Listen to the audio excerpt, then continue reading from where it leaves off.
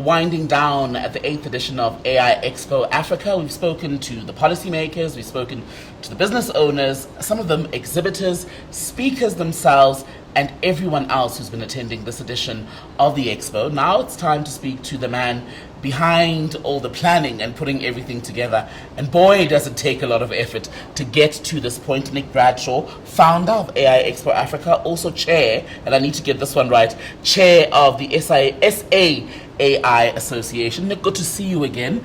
Yeah, great to be here. Finally at the end. We are. This is the last interview. Well, how are you feeling? Yeah, I think you go through a bit of a ooh, and then you go on a high, and now it feels good because we've had a lot of positive feedback this year. We changed a few little bits of the format. The first day was business and VIP delegates only, and then the trade show tickets the next day, and that created a nice sort of balanced mix of people. And the feedback's been great. It's been our biggest show to date. I think we had 55 startups on the show floor. I think you just interviewed one, Hey Harvey, where there's another 54 of them. Most of them are South African innovators. There's a few foreign startups here trying to open the market here in South Africa. So that's always been a big part of what we want to do, to showcase the latest innovation, local or regional. Largest number of exhibitors, the largest number of workshops that we've done. We've welcomed the UNITU with their first AI for Good Impact Africa Summit. So the list can go on. Everything is bigger. Everything's bigger, better, and but the quality is also improved as well. We've had a great showing with some really good people in the room. Yeah, I'll talk to you about the quality in a moment, but just on the change then to the program, which is one of the first tweaks that you made. What were you hoping to achieve with the way in which you curated the program over the last 3 days? Yeah, I mean, we get something like 400 to 500 speaking submissions a year throughout the year, and then we choose the ones that stand out. And there's almost too many to choose, and we only have a certain number of slots. So we've always had the workshop series, and that's got bigger this year. We have a CxO boardroom series now, so it's a smaller room, 90 minutes, 32 people, and that's been popular. All of those have been used this year. So we're focused on our core theme of AI. That hasn't changed, but now we're starting to see interest from the data center community, the infrastructure community, the people that are building the backbone to how AI fundamentally works, which is hosting models and algorithms in the cloud, and the cloud means it has to sit on a server, and servers sit in data centers. So we're seeing a lot more interest from that segment. We're also seeing a lot more foreign interest. We hosted 3 very interesting startups from Station F in Paris. So the South African AI Association has set up several collaborations, one with Station F through the French Embassy here in South Africa. We've got a collaboration with the Dubai Future Foundation and the Centre of AI in Dubai. And they're doing some really interesting things on certification and trust. Right. And we've also been talking to UK AI, Mauritius. We're basically trying to build a foundation where the people in our ecosystem, which is now 4,000 members, they can internationalize their business, but at the same time we want to attract investors to our region as well. So that's exactly it, right? So it's not just an expo for the sake of having an expo. No. There has to be a sustainable benefit for all involved. Yeah. People think that we just work on the show all year, which is true. We do. But all these other activities. I think I was at the Paris Safety Summit in February. I've been to Dubai twice this year. I've been to the AI Everything. We took a trade mission there. 2 of our top startups we took to this interesting week of AI in the city of Dubai, which when you think about what they're doing just at the city level in that country, it's quite amazing. And then we went to AI Everything in the UAE.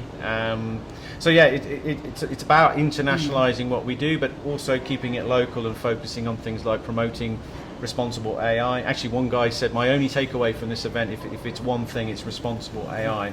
And that's what we're really promoting at the association. And just introducing that as a concept. A lot of people still don't know what AI is. They just read the newspaper and think, oh, this is going to kill my jobs, right? It's going to take away my job opportunity. Whereas, if you look at what we showcased an artist who's blending physical art with AI, right, which is a new thing. So the one overwhelming factor right now is everything's moving very quickly.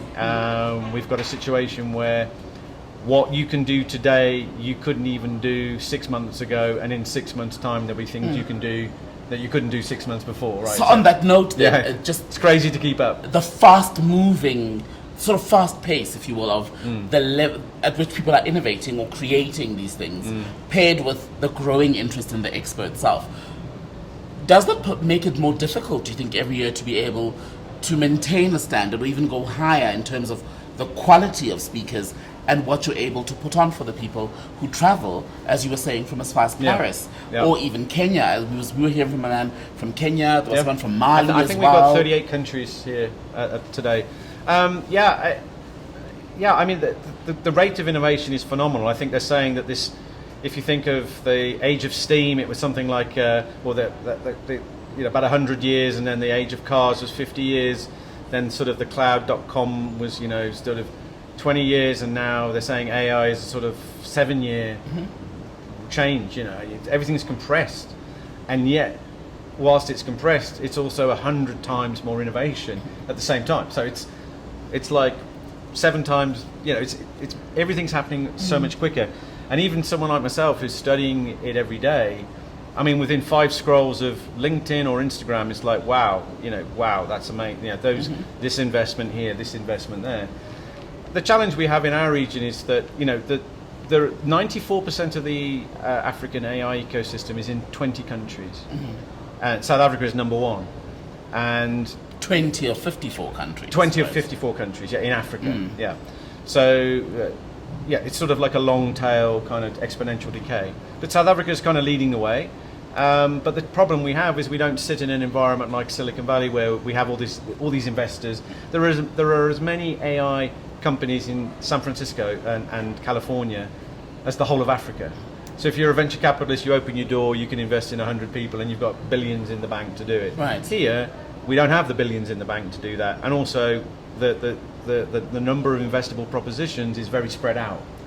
So to find the brightest people solving the hardest problems is actually something we're also working on. We're looking at now building an accelerator that's going to run for 3 years, and we're going to choose the top 10 AI startups in Africa. Our Silicon Valley. Sort of, yeah.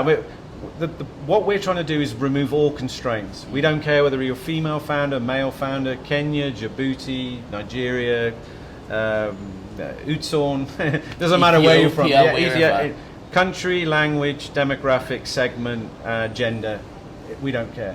What we want to do is find the brightest people investing, solving the hardest problems, and then bring them into an accelerator that has uniquely a venture capital arm attached to it to invest in them, and that's actually something we're building right now. You've answered my next question in part, because I was going to ask you about building this AI-powered future for Africa, and how we then get Africa to be at the forefront of that versus looking west or wherever and merely adopting that as a solution.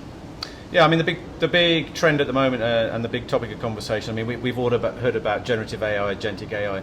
Sovereign AI is the big topic right now in our region. So that's the idea with sovereign AI is you're not necessarily reinventing the wheel and trying to make everything from scratch. I mean, you're not going to reinvent a chip fabrication unit, for example. I mean, they cost billions. You wouldn't want to reinvent that wheel. But the things that we can control are our data, the training sets, where that data is and how that data is stored and housed, and then the regulatory frameworks around that, and then how that data might be used by third parties. So it's sort of like the pen analogy. You don't necessarily need to make the pen, but the ink and the story that you write is something you should control. Own some part of it. And exactly, own it. So I think that's the best analogy for what sovereign AI is. And I think when you look at the research that's being done to solve some of the language service provision for the models that need to be built for all languages, and there's 2,000 plus dialects in Africa. Once we solve that problem or that challenge, then there are going to be a lot of people knocking on the door to say, hey, if I want to sell my service in your country, I'm going to need access to that model. And then there should be the appropriate compensation for that, rather than that model being housed on a third-party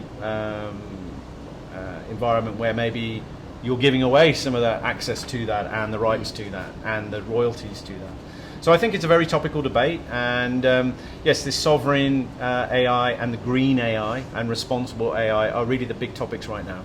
So as we all then prepare to go our separate ways, some of us will stay in South Africa, others will be in other parts of the continent, some will travel further. What is the one thing that you hope all of the thousands of people who were here this year take away from this year's Expo? Well, hopefully they had a good time and they learned something new. I mean, we feel for the tickets that we sell and the experience we give people that, even if you sat in 2 workshops, you met 10 new companies and you sat in 10 talks, then you're going to get value for money.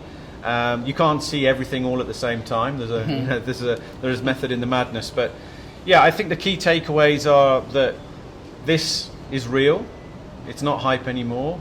That the destiny and control of AI is within our hands if we insist on it, and I think we need to bend this kind of the large vendors to what we want locally, rather than accepting carte blanche what you're given. So I think hopefully we've seeded that debate in people's minds. We've had the UNITU AI for Good Impact Africa Summit today. Amazing stuff going on, pitching, Robotics for Youth Challenge, some really interesting workshops. There were school children there as well. They're youth doing a robotics challenge, very excitable young people. And they've had a great time and they win prizes and they get inspired. So, I think if we've inspired people, they've learned something new and they've gone away with a few new ideas that's going to push the debate forward, then I think we've achieved everything we set out to do. How do we make the 9th edition better than the 8th? Because you have set the bar very high for yourself. I appreciate that, Timmy. Thanks. Look, they say it takes 10 years to be an overnight success. So we've done 8 years. So 2 more and we should be good. 2 more and you're a billionaire. Not after this show. You should see the food bill. Look, in seriousness, the 9th edition's already booked, 28th, 29th of October next year, right here in the SEC. So come and join us. And I think we're going to broadly stick to our format. It's one that works, and just always focus on quality people coming who want a learning experience, and we'll do it again next year. And I'll clear my diary, 28th, 29th of much. October 2026, and we'll come together again for AI Expo Africa. And that's a wrap for 2025. We hope you've all enjoyed it if you were here, and those of you who will be catching up, when you catch up on these interviews, we hope you'll find them just as insightful. Take care.